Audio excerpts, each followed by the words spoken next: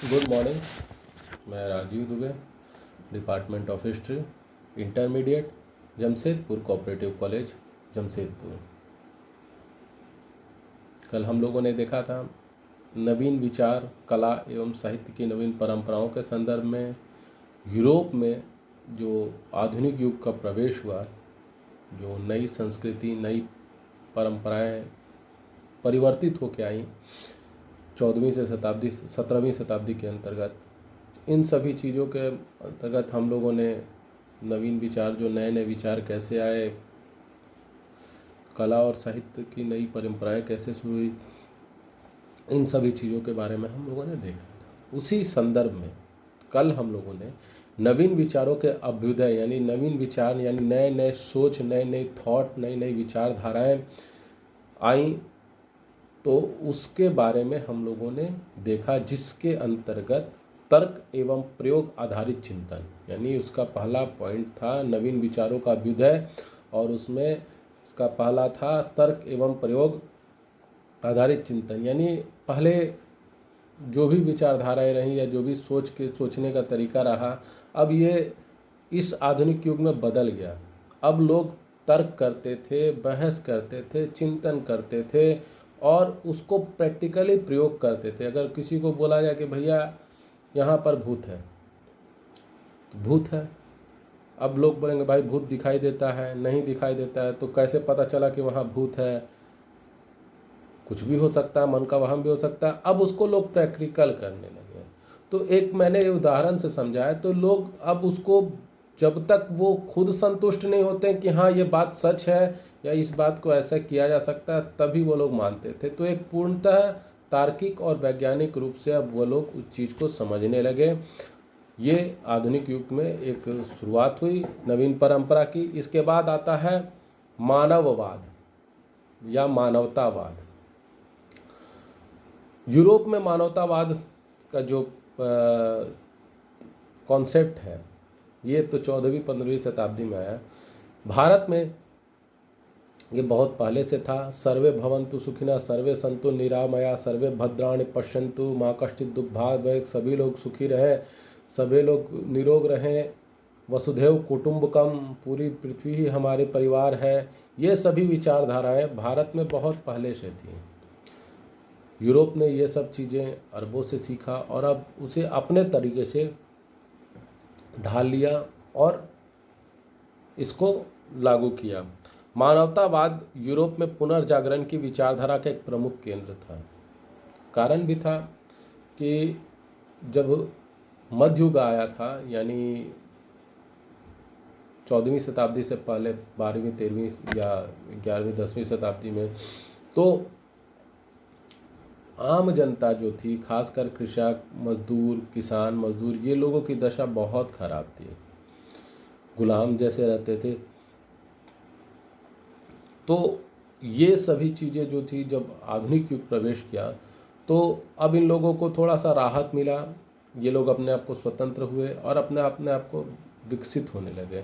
तो अब जब ये लोग, जनरली होता है कि जो खुद तकलीफ़ सहा होता है वो चाहता है कि वो दूसरों को तकलीफ़ नहीं दे। तो अब नया कॉन्सेप्ट है कि भैया मानव की मदद करो, मानवतावाद को सपोर्ट करो, यानी इंसानियत को सपोर्ट करो। और चूँकि जब कुस्तुनतुनिया पर तुर्कों ने अधिकार कर लिया था, तो ये यहाँ के यूनानी जो थे वो यूरोप आ गए थे, और उन्होंने, चूँकि वो यूनानी ऑलरेडी डेवलप्ड थे, वेल कल्चर्ड थे, यानी एक सांस्कृतिक रूप से बहुत सुदृढ़ थे, मजबूत थे। तो जब वो यूरोप में पहुँचे, तो वहाँ पे उन लोगों ने अपनी संस्कृति को फैलाना शुरू किया और यूरोपियन लोग उससे प्रभावित हुए। तो यूरोपियन संस्कृति और यूनानी संस्कृति मिक्स हो गई, मिक्स होकर एक नई संस्कृति बनी। तो उसी के अंतर्गत यूनानी सभ्यता एवं संस्कृति के समर्थक पेट्रार्क को मानवतावाद का जनक कहा जाता है। पेट्रार्क को मानवतावाद का जनक कहा जाता है। मानवतावादी अवधारणा में मध्ययुगीन धार्मिक अंधविश्वासों, दैवीय मामलों एवं मोक्ष की प्राप्ति के स्थान पर मानव मात्र के कल्याण का विशेष बल दिया गया है। यानी अब पहले जो मध्य युग में चूँकि पोप और चर्चों का बहुत ज़्यादा आधिपत्य था, अधिकार था, हर तरह के नीति नियम कानून ये पोप और चर्च ही बनाते थे। तो ऐसी परिस्थिति में वहाँ पर धार्मिक अंधविश्वास मध्य युग में बहुत ज़्यादा फैला हुआ था। दैवीय मामलों, मोक्ष की प्राप्ति के स्थान पर अब मोक्ष की प्राप्ति और दैवीय मामलों में ये लोगों ने, पोप ने बहुत बड़ा आडंबर, बहुत बड़ा झूठ फैला रखा था। पाप मोचन पत्रों की बिक्री होती थी, जो पोप और चर्च की आय का प्रमुख साधन था। यानी कि आप अगर कोई पाप कर रहे हो तो पाप मोचन पत्र खरीद लो और आपका पाप दूर हो गया, यानी आपने जो गलती की वो अपराध खत्म। आप किसी की हत्या कर दो और पोप के पास चले जाओ कि सर हमने हत्या कर दी है, इसका पाप मोचन पत्र दीजिए, उसकी एक कीमत लेगा, वो आपको पाप मोचन पत्र देगा और आपका वो खत्म हो गया, वो खत्म हो गया। और अगर आप भविष्य में भी कोई पाप करने जा रहे हो, कोई गलती करने जा रहे हो, तो उसका भी पाप मोचन पत्र एडवांस में खरीद लो। तो ये सभी अंधविश्वास जो थे ये आधुनिक युग आते आते ये खत्म हो गए और अब इसके जगह ले ली मानवतावाद ने। यानी एक मानव दूसरे मानव के साथ मिलकर रहे, आपसी प्रेम से रहे, भाईचारा के साथ। अब ये विचारधारा ने उस अंधविश्वास को खत्म करके ये विचारधारा ने अपनी जगह बनाई और इस पर मानव मात्र यानी पूरी मानव जाति का कल्याण के लिए अब विचार करना है, उसके बाद कल्याण के लिए हम लोग को प्रयास करना है। अब पुनर्जागरण के काल ने लोगों को व्यवहारिक ज्ञान पर विशेष बल दिया। अभी तक व्यवहारिक यानी प्रैक्टिकल नॉलेज।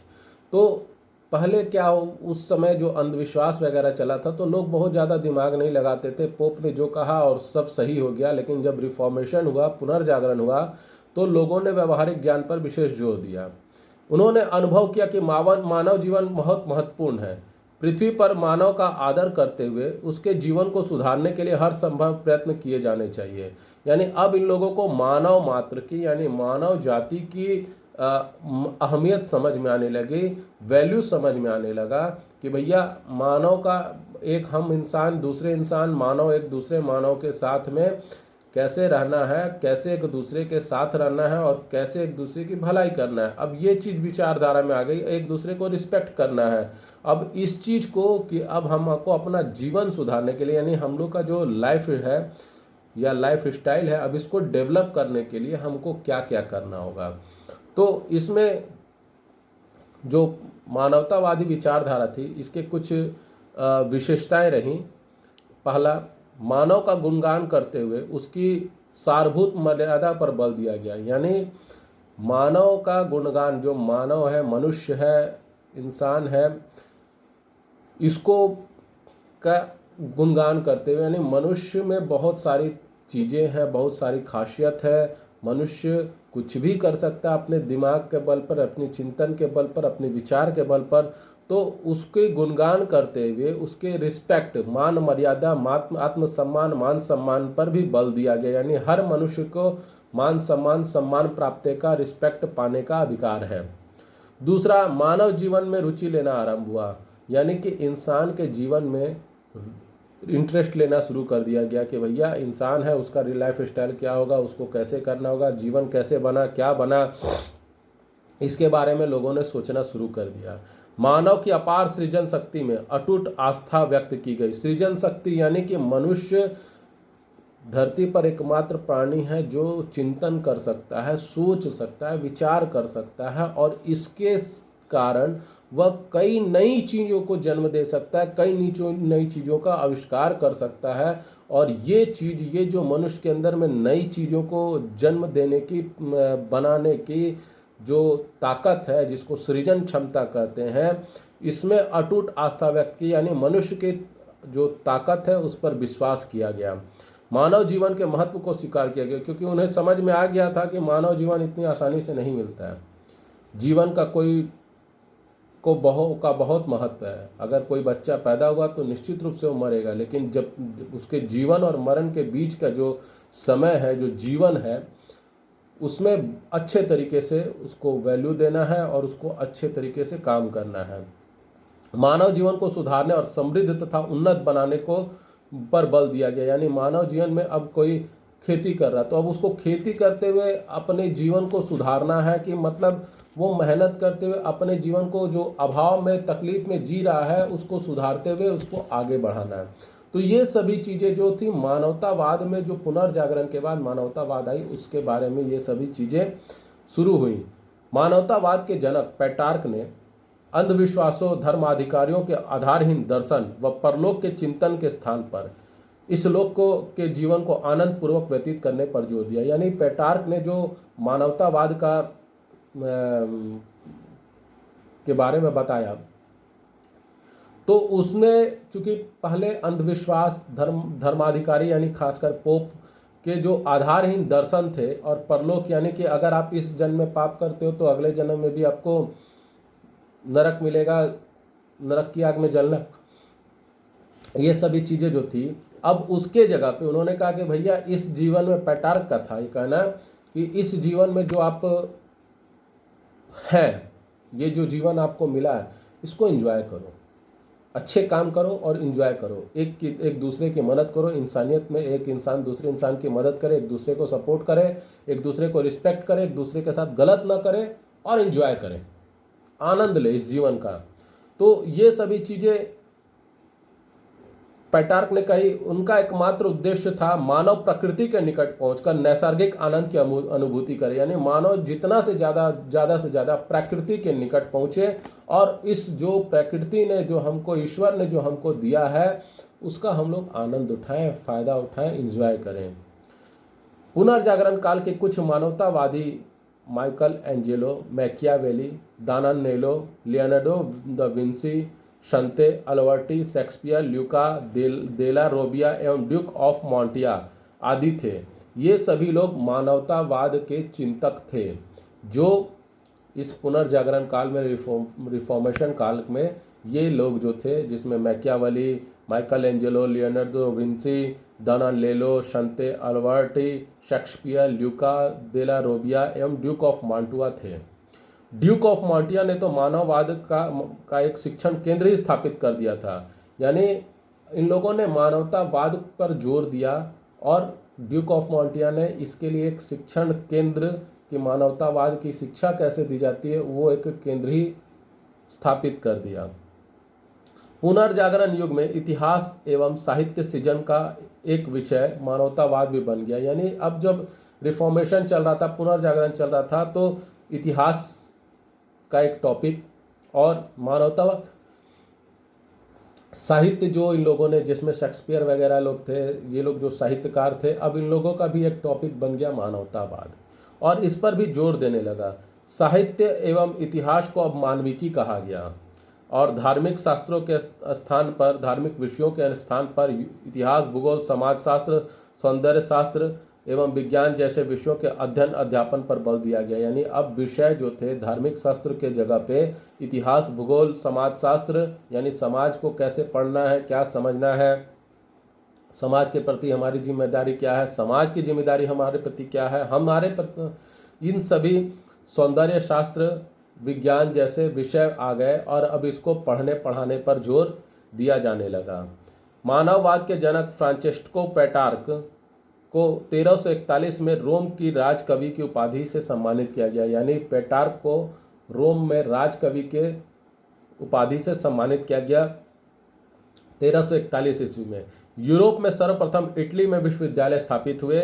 1300 ईस्वी से इटली के पादुआ विश्वविद्यालय में मानववाद पढ़ाया जाने लगा। सबसे पहले यूरोप में, इटली में यूनिवर्सिटी बनी, पहला यूनिवर्सिटी इटली में बना, और भारत में जो सबसे पुराना यूनिवर्सिटी रहा तक्षशिला, उसके बाद नालंदा, विक्रमशिला, ये सब यूनिवर्सिटीज़ ईसवी सन से पहले के थे। यानी यहाँ तक्षशिला विश्वविद्यालय, जिसमें चंद्रगुप्त वगैरह का पढ़ने का पता चलता है, जो कि उस समय 10,000 स्टूडेंट पढ़ते थे तक्षशिला विश्वविद्यालय में, जिसमें चंद्रगुप्त पढ़े थे और चाणक्य वहाँ के शिक्षक थे। ईस्वी से लगभग 300 ईस्वी पूर्व, 327 ईस्वी तो चंद्रगुप्त का काल माना जाता है, उसके पहले से थे। और यूरोप में पहला यूनिवर्सिटी बनता है लगभग 13वीं शताब्दी में। तो ये यूरोप और भारत की संस्कृति में अंतर है। तो 1341 में रोम में राजकवि की उपाधि दी गई पेट्रार्क को। इटली में पहला विश्वविद्यालय बना यूरोप का। 1300 ईस्वी से इटली में के पादुआ विश्वविद्यालय में मानववाद पढ़ाया जाने लगा, यानी सब्जेक्ट हो गया मानववाद और उसको पढ़ाया जाने लगा। 15वीं सदी के आरंभिक दशकों में मानवतावादी शब्द उन अध्यापकों के लिए प्रयोग होता था जो व्याकरण, अलंकार शास्त्र, कविता, इतिहास एवं नीति दर्शन पढ़ाते थे। यानी ये जो मानवतावादी शब्द जो था, ये जो इतिहास, व्याकरण, अलंकरण शास्त्र, नीति दर्शन, कविता या पढ़ाते थे, ये सभी जो शिक्षक थे इन सभी के विषयों के, उन्हें मानवतावादी कहा जाता था। अब इसके पुनर्जागरण में मानवतावादी के महत्व को देखते हुए तत्युगीन कला, यानी उस समय की जो कला थी, साहित्य था, उसमें भी इसके बारे में बताया गया, समझाया गया और सहज सौंदर्य की उपासना पर विशेष जोर दिया गया। सहज सौंदर्य जो होता है उस पर विशेष जोर दिया गया। संयोग, वियोग, प्रेम, घृणा, नारी सौंदर्य एवं दाम्पत्य जीवन जैसी सामाजिक समस्याएं कला एवं साहित्य की अभिव्यक्ति का प्रमुख केंद्र बन गई। यानी संयोग, वियोग यानी एक दूसरे से मिलना, एक दूसरे से बिछड़ना, प्रेम करना, नफरत करना, घृणा करना, नारियों का सौंदर्य और दाम्पत्य जीवन यानी पति पत्नी का जीवन कैसे गुजरेगा, ये जो भी जो सामाजिक समस्याएं थी, ये उस समय की कला और साहित्य की का टॉपिक जो था, साहित्य और कला का एक प्रमुख टॉपिक बन गया। अभिव्यक्ति करने का, अपनी बातों को रखने का एक प्रमुख केंद्र बन गया। पुनर्जागरण काल के कलाकारों ने अपने विषय तो बाइबल से लिए, परंतु मानव का चित्रण समस्त पार्थिव सौंदर्य एवं तेज के साथ किया। यानी जो विषय जो था वो तो बाइबल से लिया गया, परंतु मानव का चित्रण जो था, वो जो सौंदर्य था, पार्थिव सौंदर्य यानी शारीरिक सौंदर्य और तेज के साथ, उनका जो तेज था, तेज के साथ में लिया गया। पुनर्जागरण काल के जो प्रमुख चित्रकार थे, लियोनार्डो दा विंची का मानवतावादी दृष्टिकोण उनके लेख से परिलक्षित होता है। यानी जो पुनर्जागरण काल के सबसे प्रख्यात विख्यात जो चित्रकार रहे लियोनार्डो दा विंची, उन्होंने कहा अच्छे चित्रकार को दो प्रमुख चीज़ों का चित्रण करना होता है, मनुष्य और उसके मन की भावनाएं। अगर लोग चित्रकार हैं और अगर वो किसी के चित्र बना रहे हैं तो मनुष्य का चित्र बना रहे हैं, तो उसके मन की भावनाएं उस समय क्या उमड़ रही हैं, यानी उस चित्र बनाने के समय उसके दिमाग में क्या चल रहा है, उसकी भावनाओं को समझ लिया अगर चित्रकार ने, तो वह जो चित्र बनेगा वह एकदम जीवंत बनेगा, एकदम ऐसा लगेगा कि यह सचमुच बोल पड़ेगा, ऐसा एक जीवंत टाइप का चित्र बनेगा। तो लियोनार्डो जैसा चित्रकार ही नहीं, शेक्सपियर जैसा प्रख्यात कवि भी मानवतावाद का महान पोषक था। और शेक्सपियर को तो यूरोप का कालिदास ही कहा जाता है। उन्होंने भी बहुत सारे अपने इंग्लिश में, अंग्रेजी में बहुत सारे कविताएं लिखी जो अंग्रेजी लिटरेचर में पढ़ाया भी जाता है, विलियम शेक्सपियर के। तो ये भी मानवतावाद के एक महान सपोर्टर थे, सहयोगी थे, महान पोषक थे। तो इस तरह से नवीन परंपराओं के अंतर्गत मानवतावाद भी आया और जो एक इंसान को दूसरे इंसानों के साथ जोड़ने लगा। यानी अब इंसान एक दूसरे इंसान को घृणा की दृष्टि से नहीं देखता था, प्रेम की दृष्टि से देखता था। वो समझता था कि ये भी वही है जो मैं हूँ, मैं भी इंसान हूँ, ये भी इंसान हूँ। अब एक इंसान दूसरे इंसान को रिस्पेक्ट करने से लगा था। आज हम लोग इतना ही देखते हैं। आपको ये वीडियो कैसा लगा? लाइक करें, कमेंट करें, शेयर करें, ज़्यादा से ज़्यादा मात्रा में सब्सक्राइब करें। पॉजिटिव रेट धीरे धीरे घट रहा है और रिकवरी रेट बढ़ रहा है। लोग ठीक होकर ज़्यादा घर जा रहे हैं। बस संयम बरतने की ज़रूरत है। सरकार द्वारा दिए गए गाइडलाइन का पालन करने की ज़रूरत है। कोरोना से हम जंग जीतने में एक कदम और आगे बढ़ रहे हैं। सरकार ने 14 मई के बाद 18 साल से कम उम्र के लोगों के लिए टीका लगवाने की व्यवस्था की है। तो उसको हम लोग रजिस्टर्ड हो जाए और जो लोग 18 साल से ऊपर के लोग हैं वे लोग भी इसको टीका ज़रूर लगवाएं। इसी के साथ आप लोगों से निवेदन है, घर पे रहें, स्वस्थ रहें, सुरक्षित रहें। धन्यवाद।